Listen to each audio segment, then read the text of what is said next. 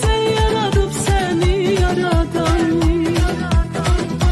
Sarışının kaşına gözüne olmuş hayran. Güneşin rengi var sende, güllerin etri var sende, naz sende, gamze sende,